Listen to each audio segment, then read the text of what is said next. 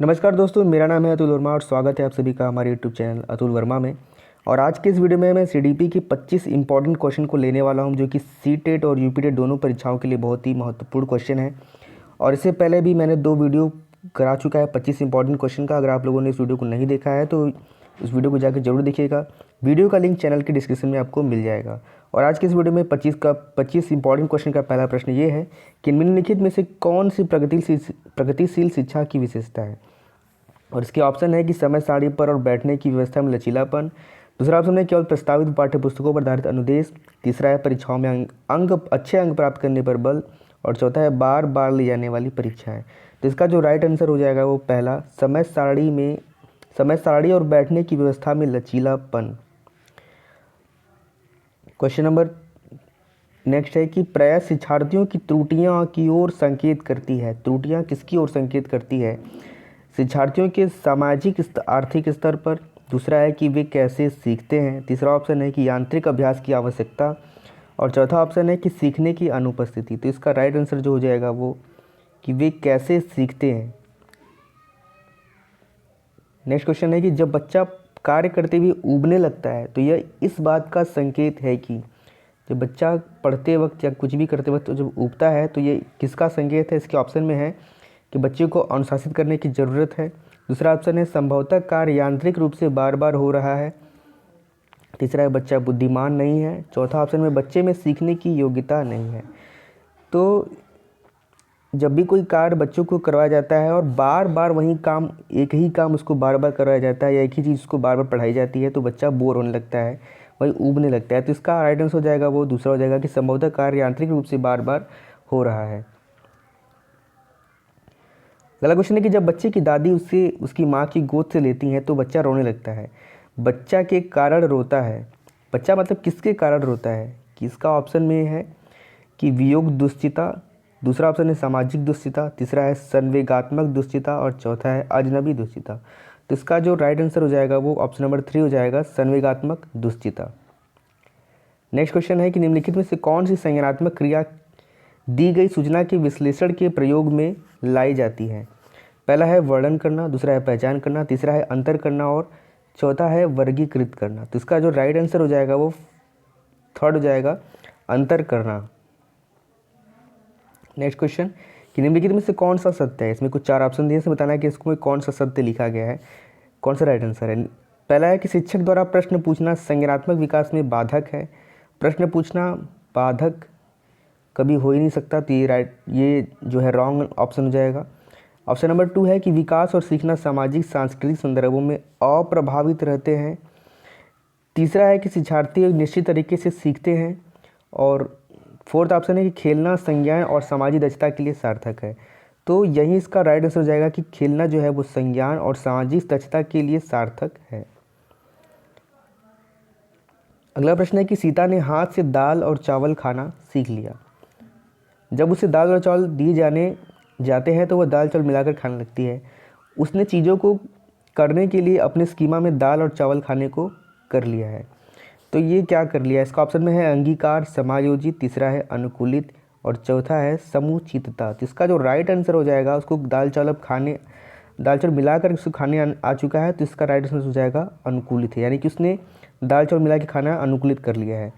अगला प्रश्न है कि विद्यालय को किसके लिए व्यक्तित्व भिन्नताओं को पूरा करना चाहिए? इसके ऑप्शन है कि व्यक्तित्व शिक्षार्थियों को विशिष्ट होने की अनुभूति कराने के लिए। दूसरा है व्यक्तित्व शिक्षार्थियों के मध्य खाई को कम करने के लिए। तीसरा ऑप्शन है इसका कि शिक्षार्थियों के निष्पादन और योग्यताओं को समान करने के लिए।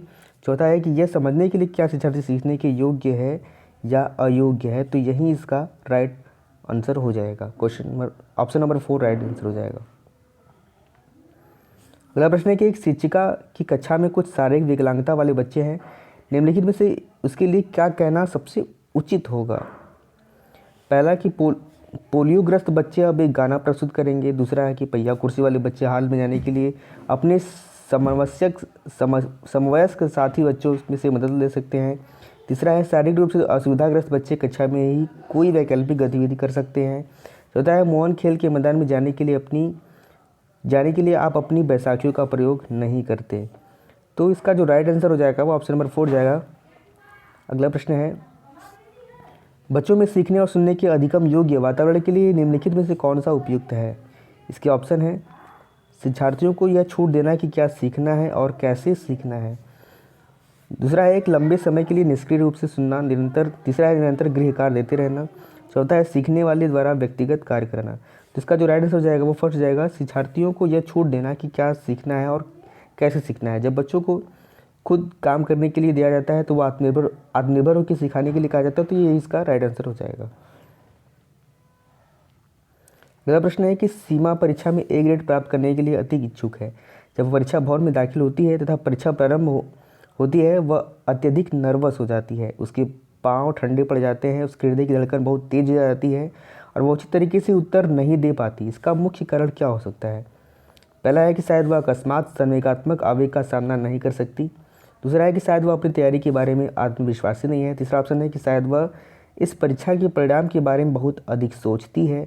और इसका फोर्थ ऑप्शन है कि निरीक्षक शिक्षिका जो ड्यूटी पर है वह उसकी कक्षा अध्यापिका हो सकती हैं और वह स्वभाव से बहुत कठोर है। तो इसका जो राइट आंसर हो जाएगा वो ऑप्शन नंबर फर्स्ट ही हो जाएगा कि शायद वह अकस्मात संवेगात्मक आवेग का सामना नहीं कर सकती। अगला प्रश्न है कि जेंडर क्या है। एक आर्थिक अवधारणा है। दूसरा ऑप्शन में कि एक जैविक निर्धारण है। तीसरा ऑप्शन में कि एक मनोवैज्ञानिक सत्ता है। चौथा है एक सामाजिक संरचना है। तो जेंडर जो होता है वो एक सामाजिक संरचना होता है जिसका फोर्थ राइट आंसर हो जाएगा। अगला प्रश्न है कि जीन पियाजे के सिद्धांत का प्रमुख प्रस्ताव है कि पहला ऑप्शन, बच्चों की सोच गुणात्मक रूप में वयस्कों से भिन्न होती है। दूसरा ऑप्शन है कि बच्चों की सोच वयस्कों से निम्न होती है। तीसरा है बच्चों की सोच वयस्कों से बेहतर होती है। तो ये दोनों ऑप्शन तो पहले ही गलत हो गए कि न किसी का भिन्न होता है न किसी का कोई से बेहतर होता है। और चौथा ऑप्शन है बच्चों की सोच मात्रात्मक रूप से वयस्कों से भिन्न होती है। फिर भी भिन्न की बात करें तो इसका आंसर हो जाएगा ऑप्शन नंबर फर्स्ट, बच्चों की सोच गुणात्मक रूप से वयस्कों से भिन्न होती है। गुणात्मक रूप में वयस्कों से भिन्न होती है। अगला प्रश्न है, जीन पियाजे के अनुसार बच्चे, इसका पहला ऑप्शन है कि को पुरस्कार एवं दंड के सिद्धांतों का प्रयोग करते हुए विशिष्ट तरीके से व्यवहार करना एवं सीखना सिखाया जा सकता है। दूसरा है ज्ञान को सक्रिय रूप से संरचित करते जैसे वे दुनिया में व्यवहार कौशल का प्रयोग करते हैं तथा उन्वेषण करते हैं। तीसरा ऑप्शन है कि प्रेक्षणात्मक अधिगम की प्रक्रिया का अनुसरण करते हैं, दूसरों का अवलोकन करके सीखते हैं। और चौथा ऑप्शन है कि को उद्दीपन अनुक्रिया संबंधों के सावधानीपूर्ण नियंत्रण के द्वारा एक विशेष तरीके से व्यवहार करने के लिए अनुबंधित किया जा सकता है। तो इसका जो राइट आंसर हो जाएगा वो ऑप्शन नंबर 2 हो जाएगा कि ज्ञान को सक्रिय रूप से संरचित करते हैं जैसे जैसे वे दुनिया में व्यवहार कौशल का प्रयोग करते तथा अन्वेषण करते हैं।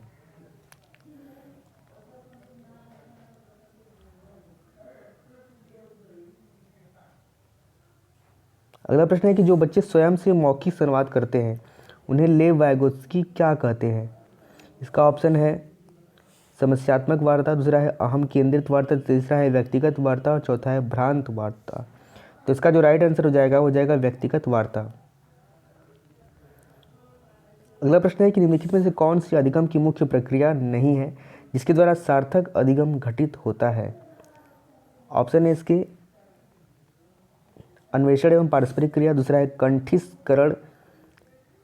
कंठस्थीकरण एवं स्मरण, तीसरा है पुनरावृत्ति एवं अभ्यास, चौथा है निर्देश एवं संचालन। तो इसका जो राइट आंसर हो जाएगा ऑप्शन नंबर 2 हो जाएगा कंठस्थीकरण एवं स्मरीकरण। अगला प्रश्न है कि जब शिक्षक को विद्यार्थियों में उनकी योग्यताओं के बारे में सकारात्मक विश्वास होता है तब विद्यार्थी किसी भी रूप में प्रभावित नहीं होते हैं। दूसरा है सीखने के लिए उत्सुक एवं प्रेरित रहते हैं। तीसरा है निश्चित हो जाते हैं तथा सीखने के लिए किसी भी तरह का प्रयास करना बंद कर देते हैं। चौथा है का उत्साह भंग हो जाता है तथा वे दबाव में आ जाते हैं। तो इसका जो राइट आंसर हो जाएगा कि सीखने के लिए उत्सुक प्रेरित रहते हैं। तो ऑप्शन नंबर 2 इसका राइट आंसर हो जाएगा। अगला प्रश्न है कि वे विधियां जिनके प्रयोग में विद्यार्थियों की स्वपहल का प्रयास शामिल है जिनमें से किसका उदाहरण है। पहला है परंपरागत विधि, इसका दूसरा ऑप्शन है अंतर्व्यक्तित्व बुद्धि, तीसरा है निगमनात्मक विधि, चौथा है अधिगमकर्ता केंद्रित विधि। तो इसका जो राइट आंसर हो जाएगा ऑप्शन नंबर 4 हो जाएगा अधिगमकर्ता केंद्रित विधि। अगला प्रश्न है कि शिक्षा के क्षेत्र में पाठ्य चर्चा शब्दावली की ओर संकेत करती है। तो इसके ऑप्शन है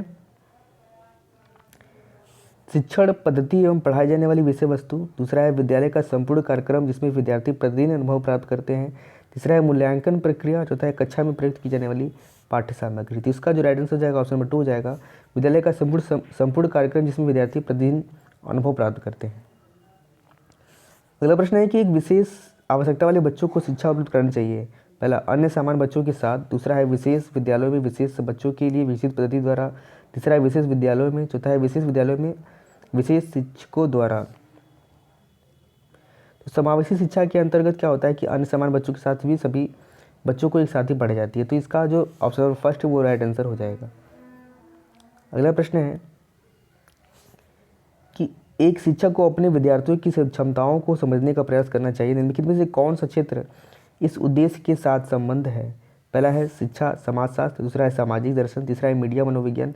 चौथा है शिक्षा मनोविज्ञान। तो इसका जो राइट आंसर हो जाएगा वो हो जाएगा ऑप्शन नंबर 4 शिक्षा मनोविज्ञान।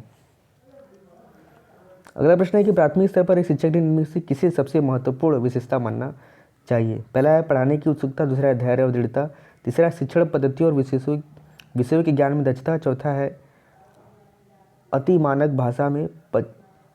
भाषा में पढ़ाने में दक्षता। तो इसका आंसर हो जाएगा धैर्य एवं दृढ़ता।